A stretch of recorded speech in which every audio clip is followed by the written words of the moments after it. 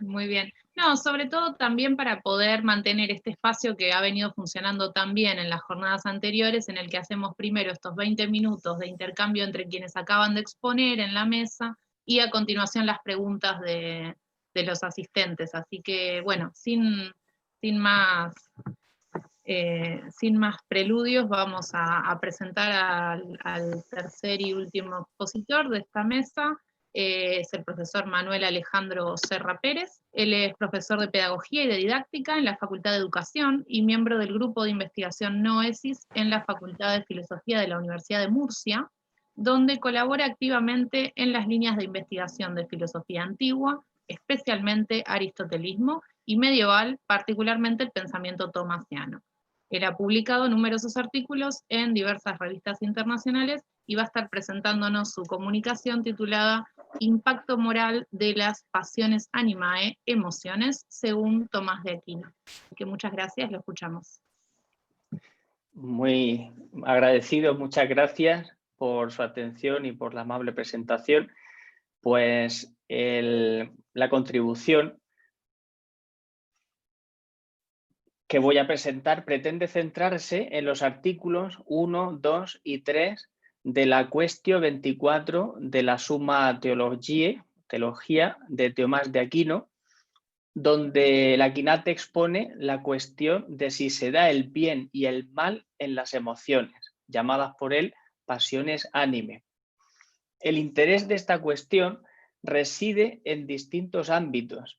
Primero, en el del interés de la estricta hermenéutica filosófica, que trata de investigar y averiguar el orden y la verdad de los conceptos y elementos componentes de la realidad, en este caso humana. Segundo, en el ámbito subjetivo, que abarca la individualidad, lo personal, por tanto lo profundo de la persona, lo que venimos conociendo como el alma. La importancia de este ámbito está en su repercusión en el equilibrio humano, mental, moral y espiritual de las personas. De hecho, en mi caso, como confesor y terapeuta que acompaña a personas y familias, he podido constatar a lo largo del tiempo cómo la falta de discernimiento acerca de si existe el bien y el mal en las acciones, en las emociones, ha sido y es fuente de enorme confusión, angustiosa y sufrimiento para no pocas personas. Esto que trato de describir ha continuado su hilo conceptual histórico en nuestra época por el psicoanálisis y más en particular a través del concepto de culpa o culpabilidad. Por eso en esta breve reflexión, que Dios mediante me gustaría extender cuando se publique todo en las actas, y así haremos, estamos en ello, porque es un tema muy apasionante, pues me gustaría mostrar cómo el Aquinate ya dio la solución en su momento para aclarar y comprender bien la relación entre razón y emoción, para determinar nuestra responsabilidad personal con respecto a nuestros pensamientos, deseos y acciones. En lo que concierne al artículo 2, Aquino expone una peliaguda cuestión por la que trata de resolver si realmente las pasiones anime, las emociones, son moralmente malas. Una cuestión pues, muy interesante, muy compleja. En continuidad con lo anteriormente expuesto, la solución del maestro común nos da las pistas para responder a esta inveterada idea que circula desde la antigüedad en nuestra cultura, según la cual la pasión, la emoción, no deja de ser algún tipo de perturbación de nuestro espíritu. ¿Son en consecuencia moralmente malas en sí mismas las emociones en cuanto a impacto inquietante de nuestro interior? Porque físicamente acaecen así. ¿Qué papel juegan estas en nuestros pensamientos y acciones? Aquí habría a posteriori un área de estudio muy interesante que es el de la espiritualidad. Desde el pensamiento clásico, la cultura occidental viene confrontando sensibilidad e intelectualidad, materialidad y espiritualidad, cuerpo y alma, en un dualismo rupturista, cuando en realidad el pensamiento cristiano, especialmente el de Tomás de Aquino, partiendo de la fe y de la evidencia de la bondad de la creación, ofrece una solución totalmente integradora, equilibrante de la realidad, tanto exterior como interior. Y así, como dije antes, Las consecuencias para la vida individual y social de este problema son de gran calado, pues ha desembocado en un dualismo vital y psíquico tremendo, nefasto en cualquier caso para la vida humana, moral y espiritual. Finalmente, en un tercer apartado, veríamos en este resumen expositivo la cuestión de si las emociones más bueno o más malas, veríamos la cuestión de si las emociones hacen más bueno o más malo el acto humano.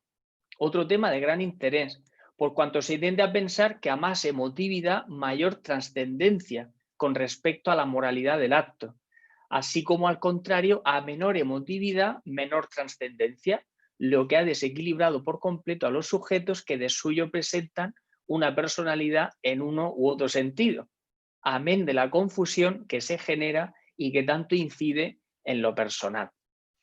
De este modo, el que entre comillas siente mucho es una persona más empática, más buena, más espiritual, y por contra, el que entre comillas siente poco no amaría o no amaría mucho, ni sentiría respecto de sí mismo, ni respecto de los demás, ni siquiera de Dios mismo. Se confundiría el amor de sí y el amor a Dios con el sentimiento. Al mismo tiempo, y aunque parezca paradójico, como el mismo Tomás explicará más adelante, las emociones, si bien moralmente no aumentan ni disminuyen por sí mismas el valor del acto, en cambio, sí influyen en la génesis y el desarrollo de los pensamientos y los actos cuando, en cambio, son voluntarias, tal como el doctor Común explica en el artículo 1.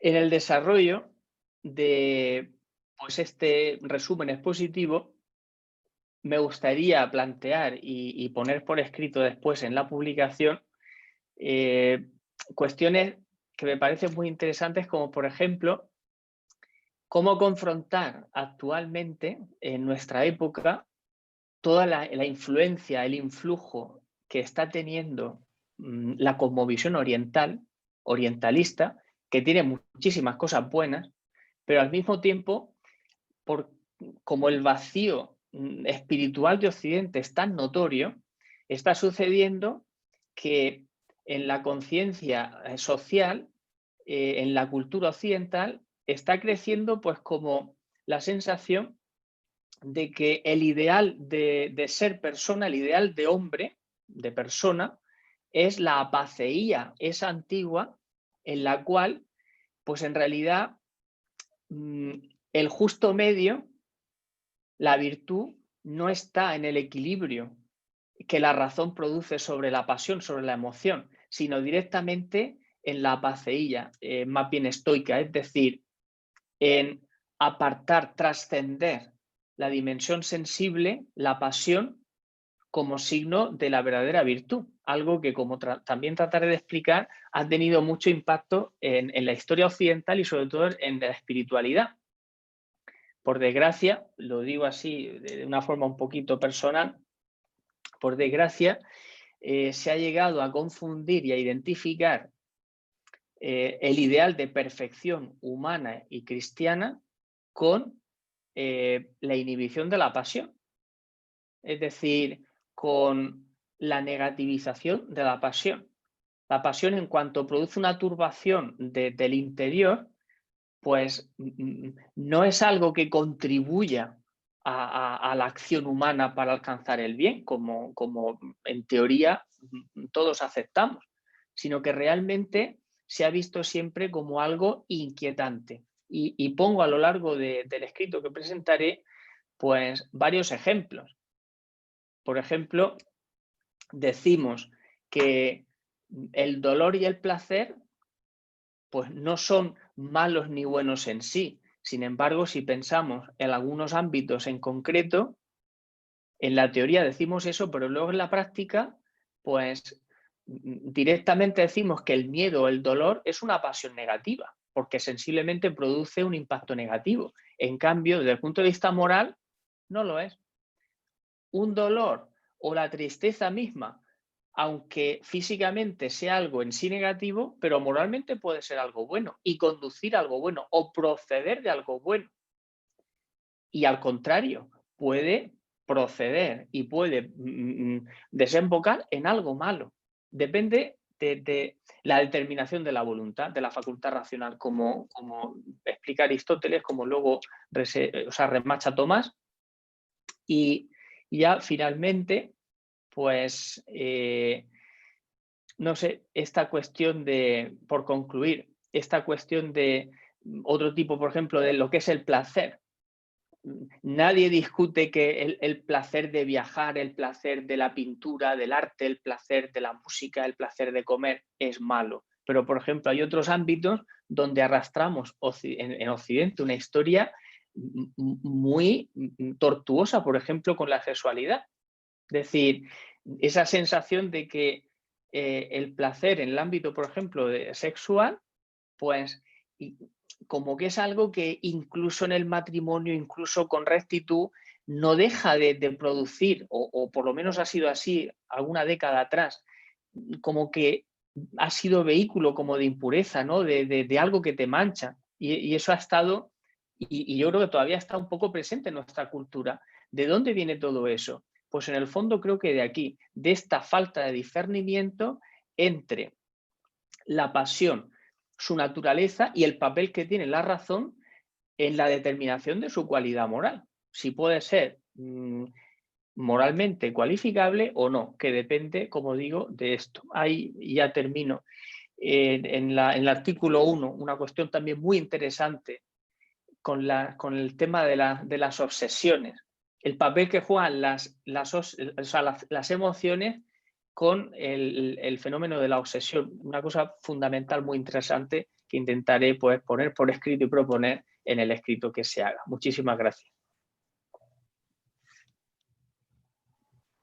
Muchas gracias, profesor. Y bueno, nos queda todavía un poco más de 10 minutos todavía en este uso de sesión, así que si quieren aprovechamos este ratito y invitamos a los expositores y a la expositora si quieren hacerse algún comentario o pregunta o lo que quieran entre sí. Y mientras tanto yo estoy anotando también los comentarios y dudas que haya en el chat para sumarlos a la tercera entrada que vamos a tener a esta sesión, que va a ser ya la de comentarios de asistentes. Así que bueno, los escuchamos a ustedes.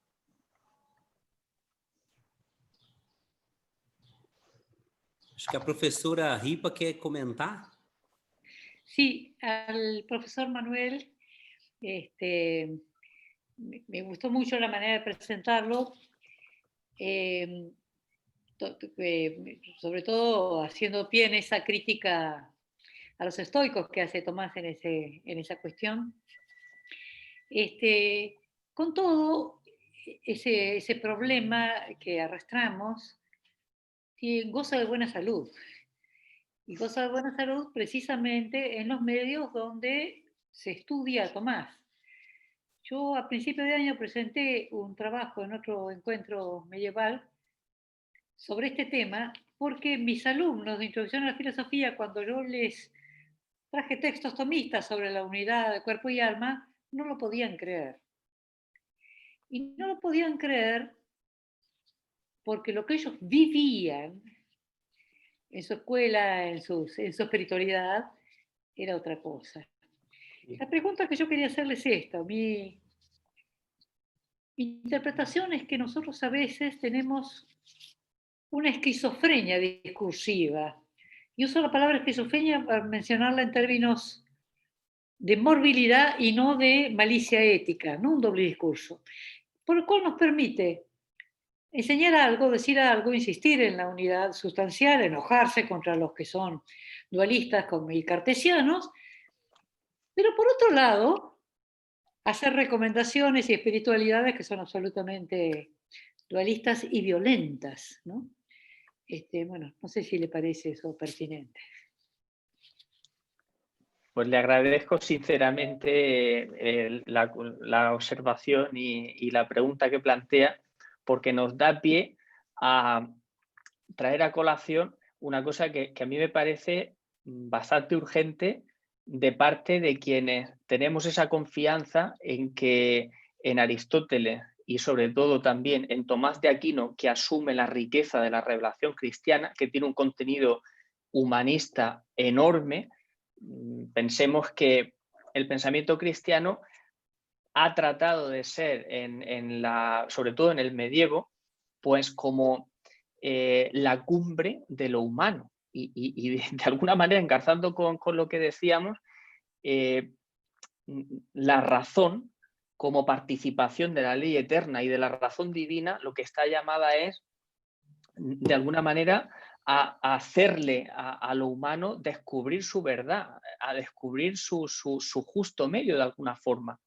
Entonces, yo creo que este discurso de la unidad y en contra de ese que llamaba yo dualismo rupturista es muy pertinente, es muy necesario. Y como usted bien dice, y es una observación muy interesante, no solo desde el punto de vista del discurso, sino desde el punto de vista de la propia experiencia personal y de lo que estamos llamados a vivir.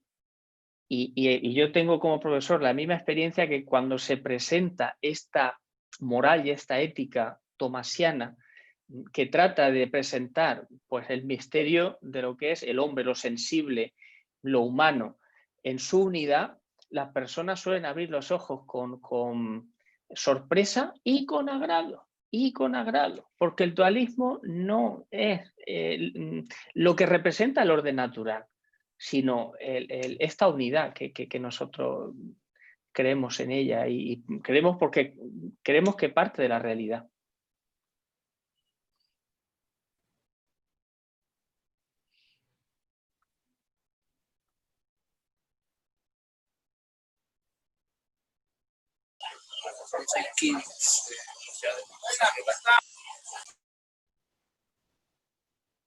No se oye bien. No se oye. Perdão. Profesor Gema, no lo escuchamos bien. Sim, agora me ouve? Sí. É Ahora por causa do cabo. Ahora sí, gracias. Professora Ripa, agradeço pela exposição. Eu não tive contato com a obra do Mandrione, né? Vou pesquisar, lhe prometo, e ler um pouco da sua obra, né? Vi o comentário aqui da professora Celina também falando sobre isso. Eu sou um desconhecedor, né? Gostei muito da sua abordagem, dessa ligação da questão emocional na atualidade, né? E me recordei muito do Viktor Frankl e a questão da busca de sentido, né? Hoje as pessoas estão a um fio de explodir a qualquer momento. Ainda mais agora, né? Nessa questão da pandemia, isso se mostrou ainda mais, mas já estava presente entre nós, né? Então, sem dúvida, sua exposição me iluminou muito. Agradeço imensamente, né? Ao doutor Serra Pérez, né? O padre Serra Pérez, o senhor citou a questão do atendimento clínico e pastoral, quando o senhor falou do desequilíbrio das emoções, né? Das paixões. Sendo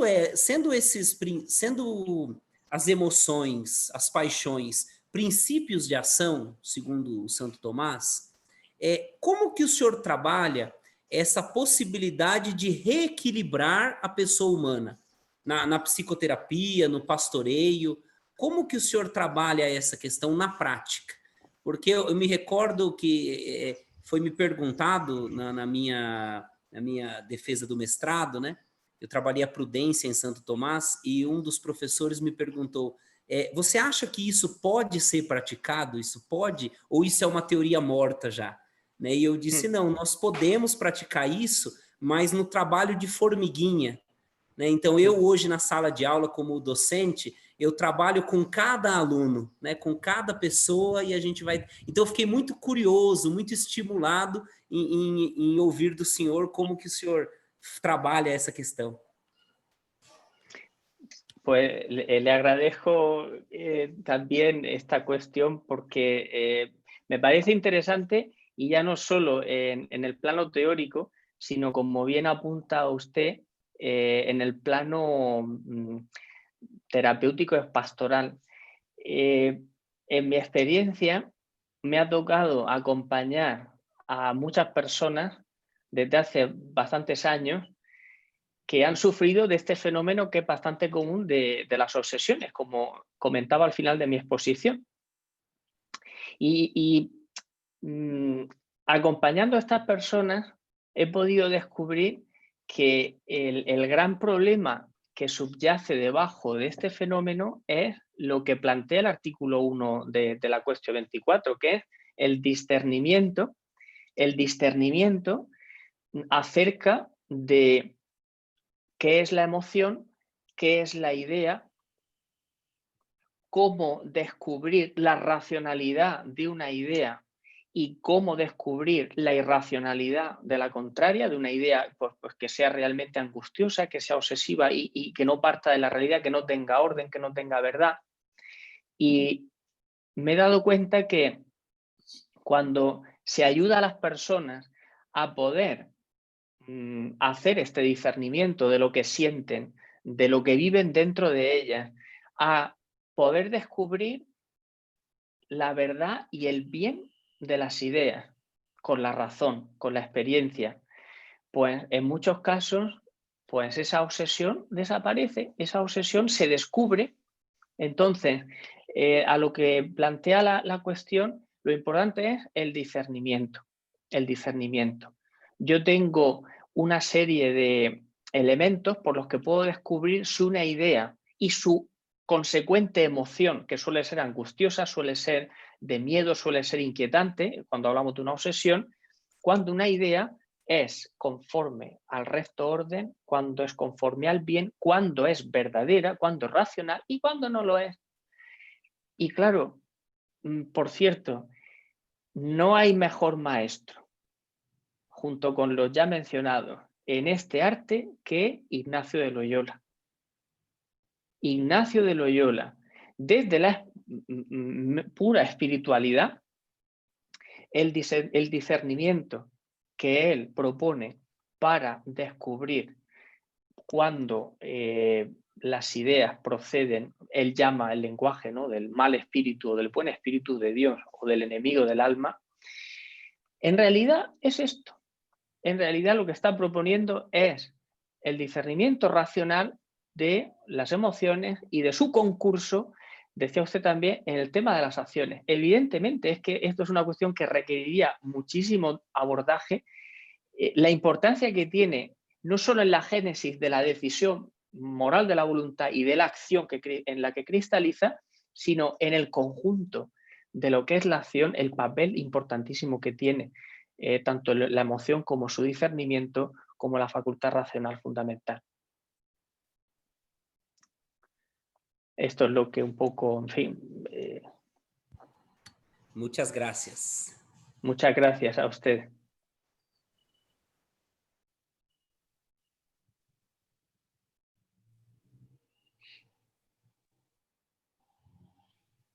Luisa, no sé si estabas para comentar algo más. No, gracias, no. Ah, perdón, que te vi con el micrófono no silenciado y pensé que querías comentar algo. Yo siento realmente que no he podido escuchar prácticamente porque he tenido un problema para entrar al sistema, al PC, y luego también he tenido muchos problemas para conectar el audio, de tal manera que la exposición de Carlos prácticamente no he podido escucharla en directo, sí que el resumen. Entonces, bueno, no como pregunta, pero sí que agradezco tanto su exposición como la de Luisa, porque realmente enriquece muchísimo todo lo que es el estudio de lo que es el ámbito moral de parte de Tomás de Aquino, y también reconforta mucho porque hay muchos sectores actuales del mundo de la cultura que rechazan el pensamiento de Tomás. Yo estoy ahora mismo a punto de terminar un artículo donde estudio cómo el auge del aristotelismo del siglo XX ha crecido a costa de ocultar o de querer eclipsar lo genuino de Tomás de Aquino, a través de, bueno, este juicio es a través de Tien Gilson en parte, y es muy interesante. Entonces, creo que tenemos que retomar lo genuino y la riqueza del pensamiento de Tomás de Aquino.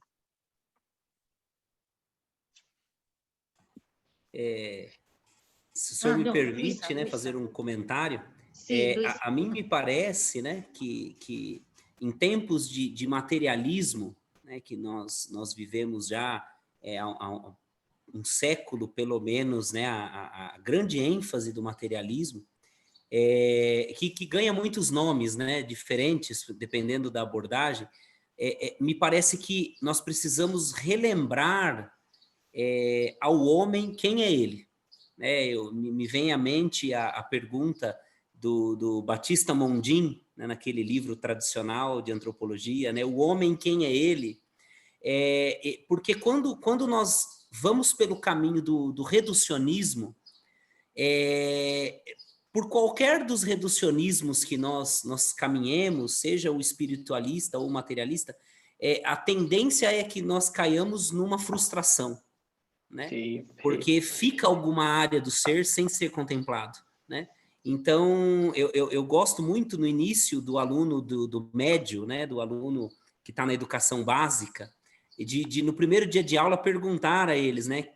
O que torna o homem um ser humano, né? O que torna uma mulher um ser humano?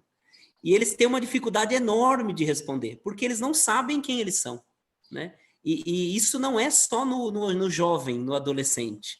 Isso perpassa a vida adulta e muitas vezes vai até o fim da vida, né? Sem a pessoa conseguir saber quem ela é, né? E me parece que a antropologia de Tomás, que em muitos sentidos é parecida com a do Aristóteles, mas em muita coisa ela é nova, né? Não é uma simples cristianização do pensamento aristotélico, né? Isso é. Tem muita coisa diferente, que o Tomás de Aquino acaba sofrendo um preconceito muito grande na academia, porque se contou essa história e se acreditou nisso, né? De que Tomás é apenas alguém que batizou o Aristóteles e que não tem muito fundamento. Eu comecei a estudar Tomás de Aquino porque eu tive uns 3 ou 4 professores na academia, na graduação, que diziam isso. Eu falava, mas não é possível que esse homem seja tão importante, tão marcante, e ao mesmo tempo digam que ele só fez isso. Ele teria morrido com o tempo, né? Não teria chegado até nós.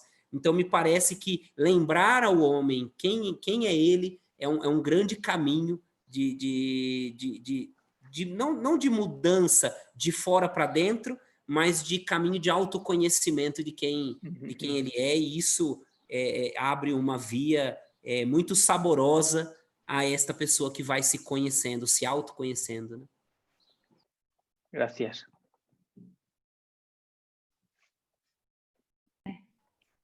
Ahora sí. Sí, Luisa. Me permito hacer alguna variante respecto de lo que se está sosteniendo, en el sentido de qué quiere decir hoy, yo me reconozco docente, enseñar las cosas que aprendimos. Yo aprendí en la Universidad Pontificia Católica Argentina, lo que aprendimos de Tomás. La pregunta es la siguiente: ¿somos capaces de pensar en términos de cuestiones, de cosas que nos cuestionan? ¿Somos capaces de enfrentarnos a las objeciones, a las reales objeciones, a las presentes y a las que aparecen en nuestra propia cabeza? ¿O hacemos un Tomás solidificado, cuasi ladrillo filosófico, donde ya está todo resuelto? Como les confesé de entrada, yo no soy medievalista, pero apenas me recibí, en mi beca de iniciación del CONICET, hice una investigación sobre Tomás. 2 años, 3 años, leyendo exclusivamente los textos en los que hablaba del conocimiento intelectual de lo particular. En primer lugar, son pocos. En segundo lugar, Cayetano y Juan de Santo Tomás tienen interpretaciones opuestas. En tercer Sí. lugar, Cayetano y Santo Tomás citan todos los textos, porque son pocos. Unos hacia una interpretación, otros hacia la otra. En cuarto lugar, se me ocurrió, era recién recibida, era una piba, se me ocurrió, para ordenarlos, ponerlos en orden histórico. Y descubrí que Cayetano tenía razón en los primeros textos, que eran más espiritualistas, y eran como de suma de universales, y que Juan de Santo Tomás tenía más razón en los textos ya más aristotélicos, en donde había una continuidad sensible e inteligente. Cosas que se me ocurrió comentarle a un profesor mío, Dominico El Tomista, y que casi me come cruda. Me ocurre que Tomás puede haber cambiado de parecer en esos términos. Claro, claro. Yo les aseguro, soy imposible en este momento decirles dónde y cuándo, pero yo les aseguro que Tomás es, en esa experiencia mía, que es corta, un hombre totalmente entregado al tipo de diálogo que está sosteniendo en ese momento, de manera tal que en un determinado momento dice, no, sí, claro, Dios puede conocer, o los ángeles pueden conocer lo particular, porque lo que evita el conocimiento individual no es la particularidad, sino la materialidad. Y en otra ocasión dice exactamente lo contrario, lo que evita el conocimiento universal no es la materialidad, sino la particularidad. O sea, es un pensamiento vivo, circunstanciado, vinculado al tipo de discusión y de intereses en los que está, como todo humano.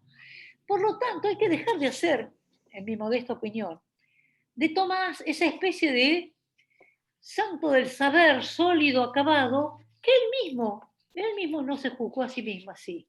Claro. Se juzgó a sí mismo así.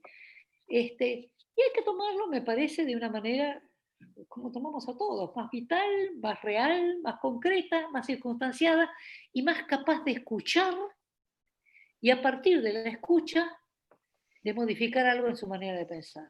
Si no, honestamente no hacemos filosofía, hacemos una especie de Dogma. de adoctrinamiento. Hay mucho Adoctrinamiento, sí. Hay mucho adoctrinamiento tomista. Bien, discúlpenme. Le agradezco mucho esta última intervención porque usted lo habrá experimentado quizá también, sobre todo cuando una persona empieza en su andadura intelectual.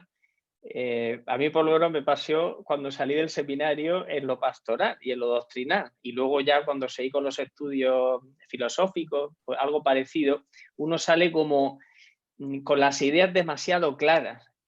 No sé si esto también es lo que quiere transmitir.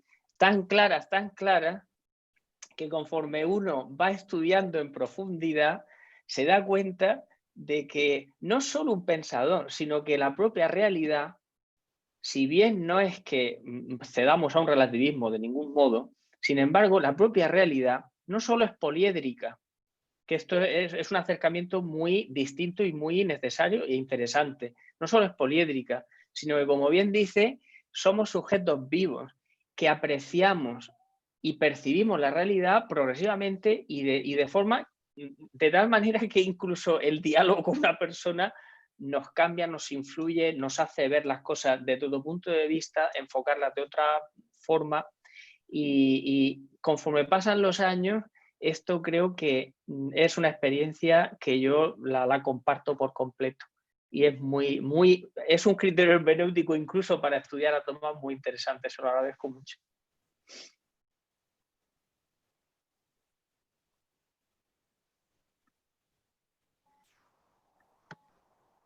Carlos, nuevamente no te estamos escuchando bien. Perdão, esqueço, desculpa. Sim. Vou aproveitar o gancho e dizer o seguinte, quem estuda a obra de Tomás com mais atenção e dentro do contexto do medievo, da Idade Média, né? Aqui nós estamos falando com pessoas que todos nós estamos aí, de alguma forma tivemos oportunidade de estudar com mais atenção, com mais afinco, dentro da dialética medieval, não há espaço para uma manualística, né? Para um manual.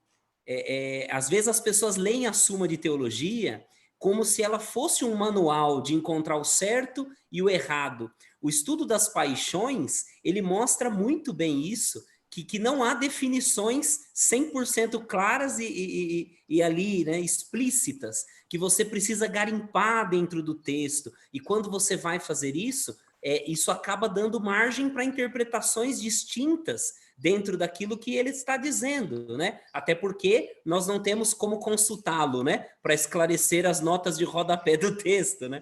Então, assim, é muito delicado isso, porque eu acho que isso... Eu sinceramente não tive oportunidade de aprofundar, mas eu tenho uma sensação de que os tomistas, especialmente da modernidade, eles acabaram traindo o espírito tomasiano, né? Então, eu percebo nos autores que estudam Tomás hoje em dia, e percebi no professor Serra a mesma coisa, a questão do tomasiano, para dizer que é aquilo que Tomás disse e não que o tomista disse, né? Porque hoje, claro, se nós falamos em estudos tomistas, talvez nós encontramos pouco do próprio Tomás de Aquino, né? Então, essa sensação de que talvez a moral vitoriana, não sei, alguma coisa daquele período trouxe e que acabou deixando Tomás como um manual de instruções.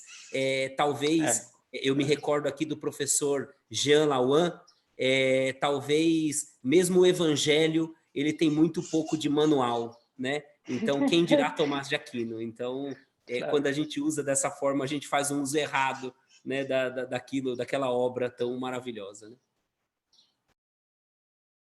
Gracias. Bueno, creo que ha sido fantástico escuchar hasta acá y sobre todo todos estos últimos aportes que nos ayudan a desaclararnos un poco las ideas, incluso sobre el mismo Tomás. Así que más que agradecida. Si les parece bien, hacemos el último cierre de estas secuencias tan poco espontáneas que tiene este sistema, pero bueno, este cierre de sesión, y volvemos a ingresar para el último ratito, nada más que hasta las 15 horas tenemos, así que vamos a estar un poco justos, pero bueno, para escuchar y leer en todo caso los comentarios que hagan por el chat el resto de las y los asistentes. Así que bueno, si quieren cerramos y volvemos a entrar inmediatamente. Gracias.